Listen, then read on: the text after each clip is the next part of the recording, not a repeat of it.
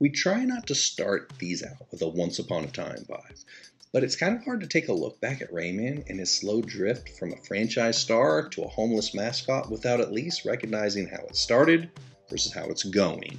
There was a period of time that Rayman seemed poised to be the next breakout lead character of the platforming genre. He had strong releases across multiple consoles that earned critical acclaim and modest commercial success. But it was his ill-fated dance with the Rabbids that grew his franchise into a global phenomenon. But it left our limbless hero behind. The bizarre party-style Rayman's Raving Rabbids, that game thrust these new side characters into the spotlight, and they have yet to give it back.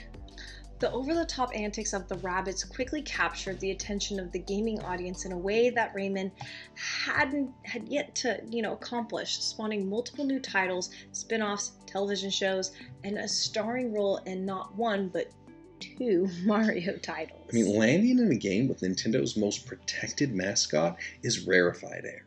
And these Rabbids are basking in the limelight and dancing all the way to the bank. Meanwhile, Rayman seems destined to become a footnote in his own story, occupying a shelf next to other fellow lovable iconic protagonists like Abe from Oddworld, as a hero who deserved better.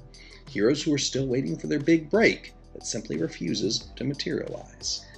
The good news is that Rayman is finally getting invited back to the party via paid DLC in Mario Rabbids Sparks of Hope. I don't like the paid DLC part. I'm glad he's coming back. Nobody ever does like the paid DLC.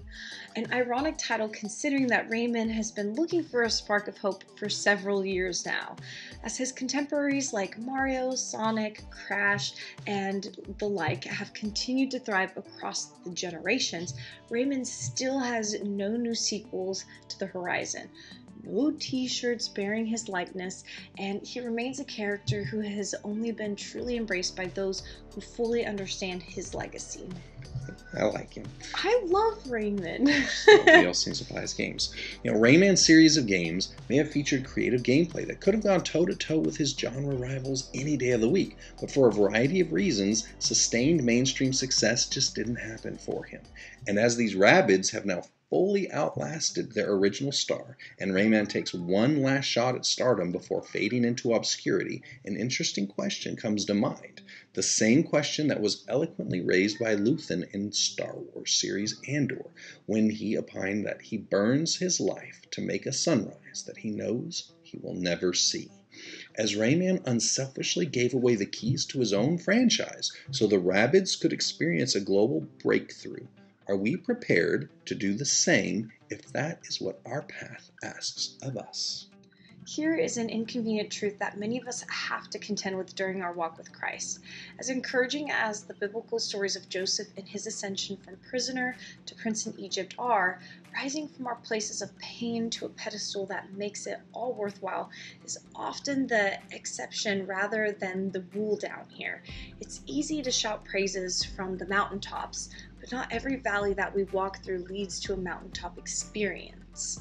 And for People's Exhibit A, I humbly submit the painful path of Christ's own cousin, John the Baptist. John the Baptist's role as the forerunner for Christ could not have been a more critical or noteworthy position. As the one who was prophesied to blaze the trail for Jesus' ministry, he occupies a unique role in history without equal. As a matter of fact, it was Jesus himself who said, "Among men born of women, there has not risen one greater than John the Baptist." But John sure didn't seem to feel that way at the time that Jesus said it, since John was, languishing away in prison at that very moment. After a ministry that reached numerous souls and culminated with John baptizing Jesus Christ himself, things went downhill for this prophet in a hurry. John was front and center for the launch of Jesus' earthly ministry and paved the way for his path to prominence. But John's star was designed to diminish as Christ began to rise. At first, John seemed to fully understand the trajectory of destiny and even embraced it as he told his followers he must increase and I must decrease. But John's vision of what a decrease would mean didn't seem to match up with what it actually entailed. As Christ's mission took the forefront, John's life took a very different turn. John went from pinnacle to prison, literally. John was arrested and imprisoned by Herod, and sadly he would never taste freedom on this side of eternity again.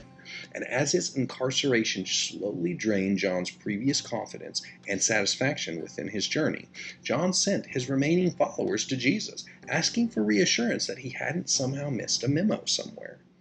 Keep in mind that this is the same John who confidently proclaimed, "I have seen and testified this is the Son of God." But he is now in a very different place in his life, literally and figuratively. Just like how Rayman went from a starring role to a forgotten footnote in his own franchise, John was finding himself facing more than simply obscurity.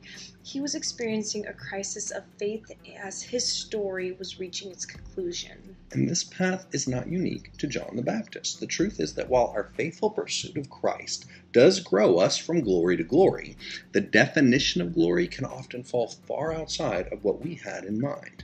Like many of the heroes of our faith, Rayman certainly deserved better treatment than he has received, but being a trailblazer can often mean that our position is to prepare a path for the promises that we don't always get to fully experience for ourselves, on the mortal side of our journey anyways. Rayman's existence is what made the Rabbids' massive success possible, but his role has now been relegated to the shadows as the Rabbids' star has risen. But just as John found in his solitary place of disappointment and disillusionment, Jesus had neither forgotten him nor the value of his contributions to the kingdom. Instead, he gently reminded John that the current explosion of miracles that was blessing thousands of people was the prayed for and desired outcome from John's incomparable loyalty to his mission and the sacrifices that he had made. Jesus was the physical embodiment of the fulfillment of John's mission. And by John faithfully performing his critical role, Jesus was able to complete his essential ministry, one that was designed to both build on and surpass the ministry of John. Just as the Rabbids would never have reached the point of starring in a game with Mario and his pals without Rayman paving the way, we are all standing on a foundation of faith that was built on the very real blood and tears of those who sacrificed all so we could enjoy the fruits of their labor. And part of our journey will also involve the act of paying it forward. While this will take a different form for each of us, there will be multiple points along the way in which our role as a supporting character in each other's stories will be uncomfortable, painful, and unenjoyable. But this is the path of a follower of Christ. And in these moments when we are experiencing a crisis of faith, we can find strength and encouragement knowing that even the mightiest of those who have gone before us have confronted these same feelings and fears. There will be many times along our journey in which we will be asked by the Lord to burn our lives to make a sunrise that we will never see. We are called to be servants, and in Christ's kingdom, the greatest of us will be measured by our willingness to be last. John the Baptist's earthly journey may have ended with his tragic beheading in Herod's prison, but that is not the fullness of his legacy, nor is it where his story concludes. John's courageous message and his unselfish commitment to preparing the path of Christ is part of the tapestry of every believer's spiritual heritage. And John demonstrated a pattern for us to follow through his faithfulness in life as well as in death. We will all face dark times that shake our faith, and in these moments we can all be guilty of worrying that what we trusted in the light is not quite as stable and safe in the shadows. But when we reach out to Christ to reassure us, He will be faithful to show us that this current position of pain is still serving a purpose beyond our wildest expectations, and the sacrifices we are currently making are having an immeasurable impact on souls we may never even meet on this plane of existence. Rayman may never return to the forefront of gaming as a mascot who gets to head up his own game. This is not an indictment of him or the legacy that his series of games have generated.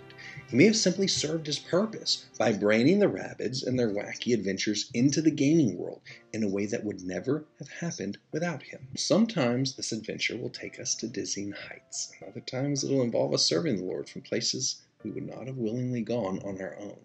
No matter where our service to Him begins or ends, we are all running in a relay race that will eventually require us to pass the baton. But the Lord is just as present with us in the valley of the shadow of death as He is on that mountaintop, and our service to Him is not valued by how prominent we are in our output, but in our obedience through each part of this journey. Christ completed the most important part of his mission in the position of his greatest pain, suffering the humility and indignity of being viciously murdered while being publicly mocked. Our greatest victories will also be measured in a similarly paradoxical manner by those who have helped and served even in the deepest parts of our most painful experiences. We may not end up with the credit. Our names may never show up on the marquee. We may not even get to see the sunrise that we burned our lives to create. But this is the way. Just ask John, the faithful servant who was chosen to burn his life to pave a path to the sunrise that could not have been accomplished any other